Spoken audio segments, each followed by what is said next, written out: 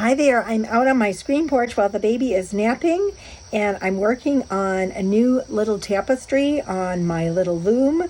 I'm going to do another blue, another oceany blue, just really starting here at the beginning of that. So that'll be fun to watch it unfold. But what I wanted to share with you is this shawl, which I have called Magic is Afoot. I would describe this piece as woven in my signature style. It is a wonderful textural piece.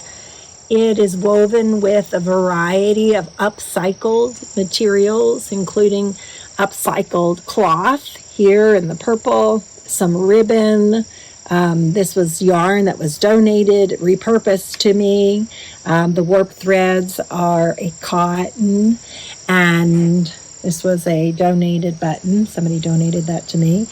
And in the style that I weave, which is a sari style, it has a wonderful, expressive, I would call it an alive selvage. So the edge of it is very alive. We're not looking for sort of the perfectly straight or flat situation.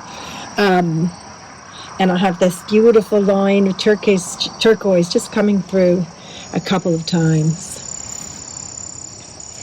And there you can see some of the interior of the piece.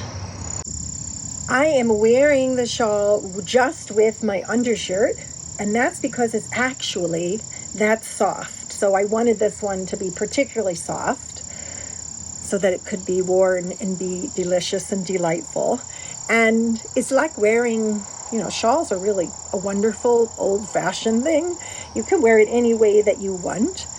Right, you could just pull it across like that. I designed it here with this button, but you know what? I've been thinking I can move the button, I could change the placement of the button, but right now this is where it is, and it's made to be worn with a bit of a neck like that, and then it makes a beautiful slanted line. I don't know if you can see that, a diagonal across the front. So one thing that I want to share is that much of the weaving that you see, and that by that I probably mean like 99% of the weaving that you'll see, will have been designed or planned ahead of time. And the kind of weaving I do in the sari style, which can also be called, and different people might refer to it different ways, art weaving, I'm weaving intuitively, spontaneously. So I don't sit and design. I don't do 5 of these threads and 1 of these. There's not a set pattern.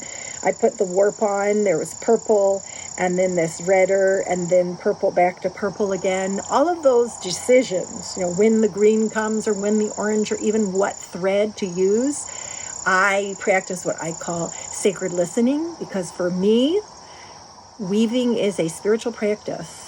Now, keep in mind, it's not as weird as it sounds. I think it is for a lot of people. And one wonderful woman, the incomparable Janet Connor, called me a mystic weaver, which I take as a huge compliment. But I'm somebody who started practicing yoga at 9. I was ordained in my early 20s as a minister. I've been teaching yoga for multiple decades, and in the service of helping people with their spiritual growth for multiple decades. So for me, when I sit at my loom and I weave, I am very much in communion with that divine guiding inner voice. Now, if you're a creator, if you're an artist, or even a crafter, which I think is sort of a powerful term that we need to reclaim, because crafters are really tuned into their creativity, then you're probably listening to some inner voice too. To me, I experience it as the voice of the divine. I particularly sit at my loom and feel a great connection with the archetype of the Great Mother. And that's a pretty cool thing, because weaving is very ancient. And all of my pieces I create so that when somebody uses them, puts them on their wall, wears them, whether it's a tapestry or something that you would put on your body or put on your bed, if it's a blanket, or put on your floor, if it's a rug, that you will also feel and benefit from my practice of being in touch with that divine guiding voice. I've had a wonderful experience of people who have purchase by weaving, collectors all over the United States who are reflecting to me how much they love it, how they feel and experience the beauty of it. They feel a connection or communion with it. So to me, weaving, this kind of weaving, is a way to be wearing something or having a piece of art that's alive and expressive. I do feel like the cloth that I make talks to me and tells me what it wants to be.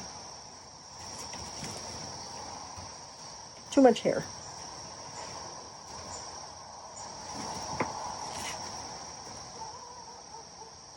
Thanks for dropping by. Don't forget, if you're watching this on YouTube, to subscribe to my channel. Give me a thumbs up. I love the encouragement. It really, really helps me and everybody else who's doing anything on social media anywhere.